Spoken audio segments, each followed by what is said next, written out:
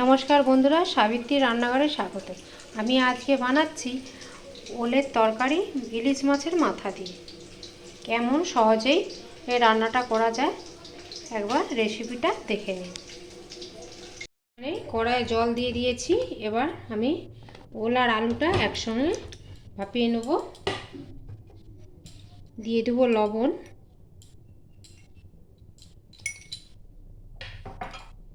হলুদ একটু,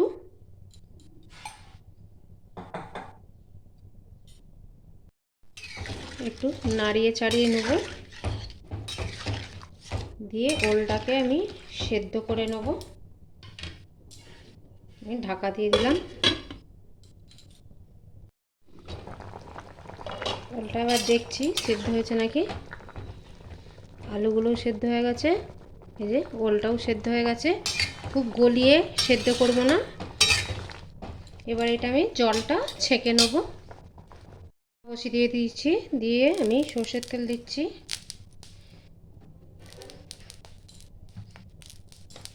আমি ইলিশ মাছে মুড়োগুলো নুন হলুদ মাখিয়ে রেখেছিলাম, ভেজে নেব।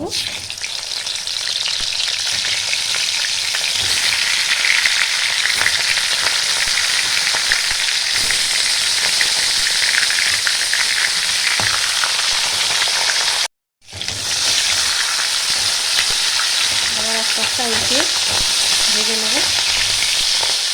মাছগুলো ভাজা হয়ে গেছে, এবার আমি তুলে নেব।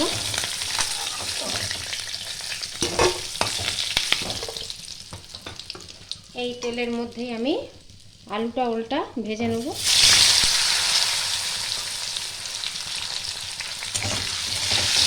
একটু লাল লাল করে ভেজে নেব। ওল আলু ভাজা হয়ে গেছে, এবার আমি তুলে নেব।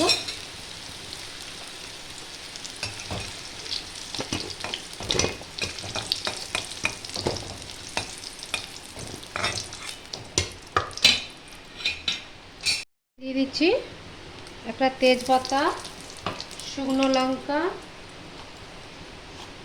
একটু কালো জিরে, টমেটো কুচি,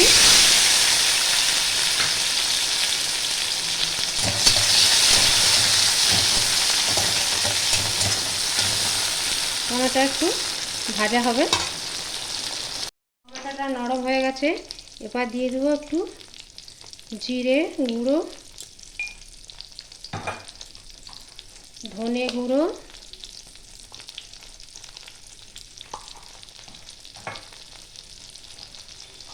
হলুদ,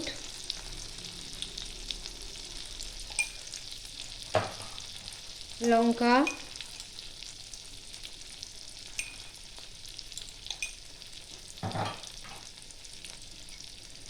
লবণ পরিমাণ মতো আমি আগে দিয়েছিলাম। দিয়ে মশলাটা আর একটু কষিয়ে নিতে হবে।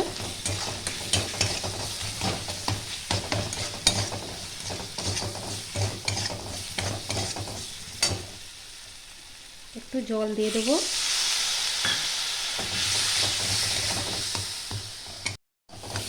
মশলাটা কষানো হয়ে গেছে, এবার দিয়ে দেবো জল। আমি এখানে গরম জল দিচ্ছি,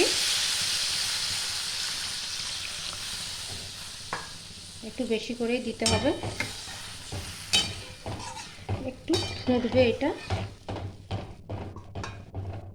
ঠিক আছে, এবার দিয়ে দেবো আমি ওল আর মাছটাও দিয়ে দেবো।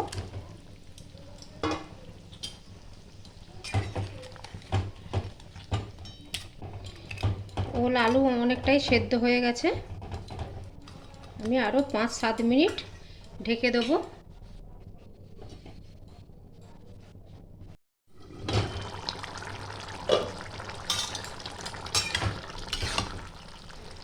ওলটা একদম ওই যে গলে গেছে। ওলের একটু রস রাখতে হবে, নাহলে ওল শক্ত হয়ে যাবে, একদম ঝোলটা মরে যাবে। এটা এবার আমি ঢেলে নেব। এটা হয়ে গেছে।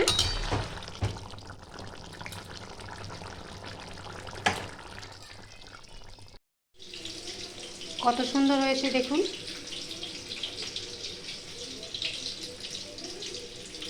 শুধু একে দিয়েই এক থালা ভাত খাওয়া হয়ে যাবে। আমার ভিডিওটা কেমন লাগলো অবশ্যই জানাবেন, আর ভিডিওটা লাইক শেয়ার কমেন্ট সাবস্ক্রাইব করতে ভুলবেন না। চলো দেখা হচ্ছে পরের রান্না নিয়ে, টাটা।